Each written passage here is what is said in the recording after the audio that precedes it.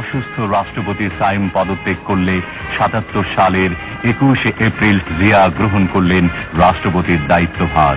জাতির উদ্দেশ্যে তিনি বলেন, বিসমিল্লাহির রহমানির রহিম। প্রিয় দেশবাসী, আসসালামু আলাইকুম। আমরা জাতীয় জীবনে এক নতুন অধ্যায়ের সূত্রপাত করতে যাচ্ছি। সেই কারণে আমাদের অতীত, বর্তমান ও ভবিষ্যতের দিকে দৃষ্টি দেওয়ার এটাই উপযুক্ত ও প্রকৃষ্ট সময়। সবুজ বিপ্লব, গণশিক্ষা বিপ্লব ও শিল্প বিপ্লবকে ভিত্তি করে তিনি ঘোষণা করলেন স্মরণীয় ১৯ দফা।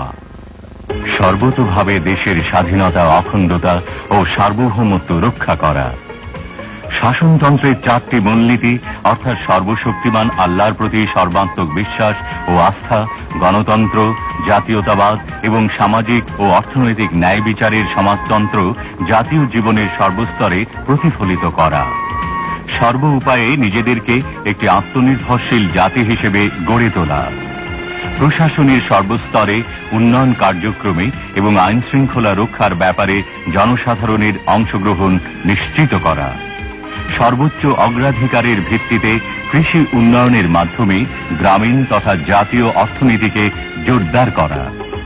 দেশকে খাদ্যে স্বয়ংসম্পূর্ণ করা এবং কেউ যেন ভুখা না থাকে তার ব্যবস্থা করা। দেশে কাপড় উৎপাদন বাড়িয়ে সকলের জন্য অন্তত মোটা কাপড় নিশ্চিত করা।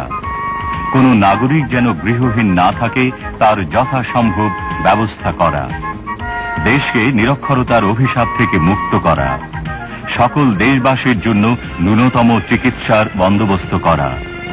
সমাজে নারীর যথাযোগ্য মর্যাদা প্রতিষ্ঠা করা এবং যুব সমাজকে সুসংহত করে জাতি গঠনে উদ্বুদ্ধ করা। দেশের অর্থনৈতিক উন্নয়নে বেসরকারি খাতে প্রয়োজনীয় উৎসাহ দান। শ্রমিকদের অবস্থার উন্নতি সাধন এবং উৎপাদন বৃদ্ধির স্বার্থে শ্রমিক মালিক সম্পর্ক গড়ে তোলা। সরকারি চাকুরিজীবীদের মধ্যে জনসেবা ও দেশ গঠনের মনোবৃত্তি উৎসাহিত করা এবং তাদের আর্থিক অবস্থার উন্নয়ন করা। জনসংখ্যা বিস্ফোরণ রোধ করা।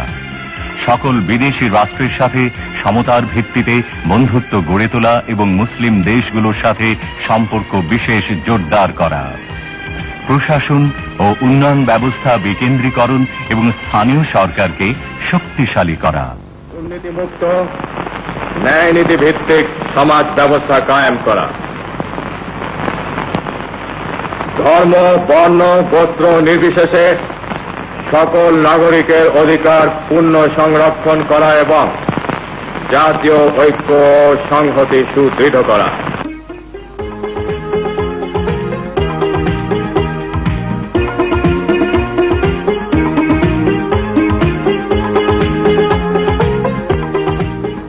গণতান্ত্রিক চিন্তায় জাতির কাছে গ্রহণযোগ্য করার জন্য জিয়া দিলেন গণভোট। স্বনির্ভর বাংলাদেশের সার্থক নেতা জিয়া জাগ্রত জনতার রায়ে হন বিজয়ী। বহির্বিশ্বে বাংলাদেশকে গৌরব দীপ্ত করতে জিয়া যান লন্ডনে কমনওয়েলথ সম্মেলনে। দেখা করেন ব্রিটিশ নেত্রী মার্গারেট থ্যাচারের সঙ্গে। আলোচনা করেন ব্রিটিশ প্রধানমন্ত্রী কালাহানের সঙ্গে। দক্ষিণ এশিয়ার 7টি দেশের 100 কোটি মানুষের সম্প্রীতি ও সহযোগিতার প্রতীক সার্ক। এই সার্ক ছিল দূরদর্শী জিয়ার চিন্তার ফসল।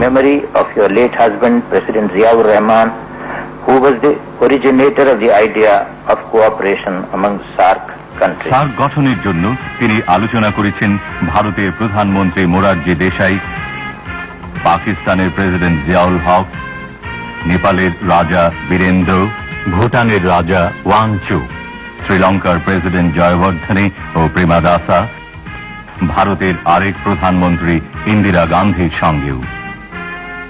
মুক্তিযোদ্ধা রাষ্ট্রপতি জিয়া মুক্তিযুদ্ধের সঠিক ইতিহাস লেখার ব্যবস্থা করলেন। মুক্তিযুদ্ধের স্মৃতি মিনারও তাঁর অনুপ্রেরণায় মুক্ত হয়ে ওঠে। করলেন সাভারে জাতীয় স্মৃতিসৌধে শ্রদ্ধা জ্ঞাপন। শহীদ মিনারে দিলেন পুষ্পস্তবক।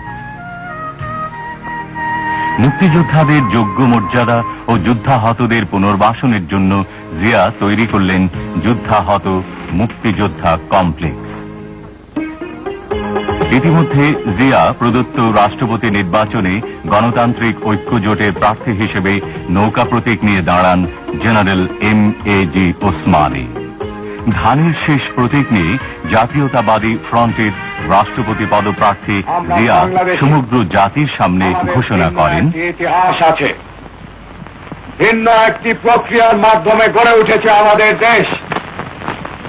আমাদের ভৌগোলিক অবস্থান, আমাদের ভাষা, সাহিত্য, সংস্কৃতি, আমাদের আচার ব্যবহার, চিন্তাধারা, এমনকি আমাদের জনগণের অন্তরে সৃষ্ট নবতার চেতনা সবকিছুই স্বতন্ত্র।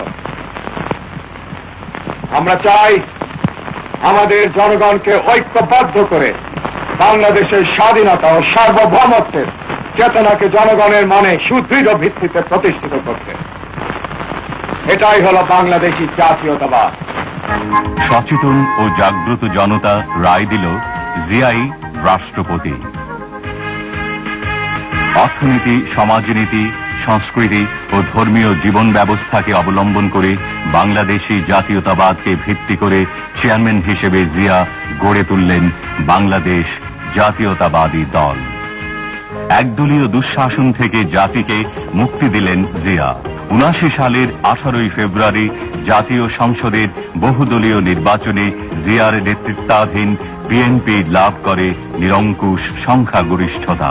নির্বাচনের পর জিয়া জাতির উদ্দেশ্যে বলেন, ব্যক্ত করার সময় আমি এই ওয়াদা করেছিলাম যে নবনির্বাচিত জাতীয় সংসদের অধিবেশন শুরু হবার 1 সপ্তাহের মধ্যে সামরিক শাসন তুলে নেওয়া হবে।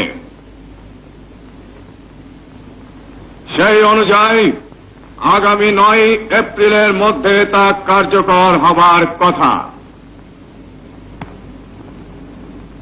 আমি এখন আনন্দের সঙ্গে ঘোষণা করছি যে এই মুহূর্ত থেকে দেশে সামরিক আইন প্রত্যাহার করা হল।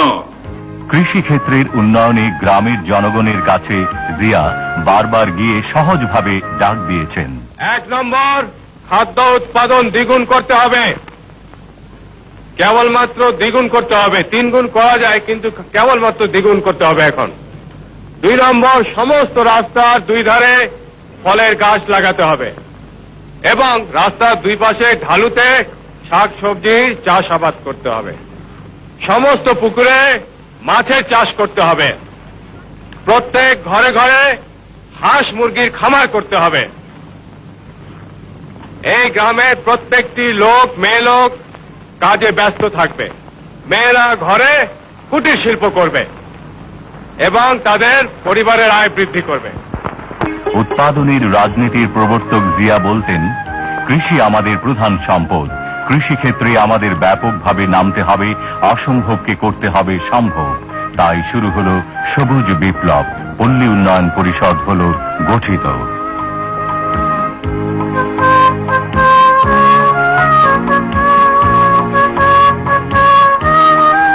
মাছের চাষে জিয়ার ছিল অফুরন্ত উৎসাহ। গবাদি পশুর উন্নয়ন প্রকল্পেও ছিল তার আগ্রহ। পল্লী বিদ্যুতায়নের মাধ্যমে গ্রামীণ অর্থনীতিতে বৈপ্লবিক পরিবর্তন আনলেন জিয়া।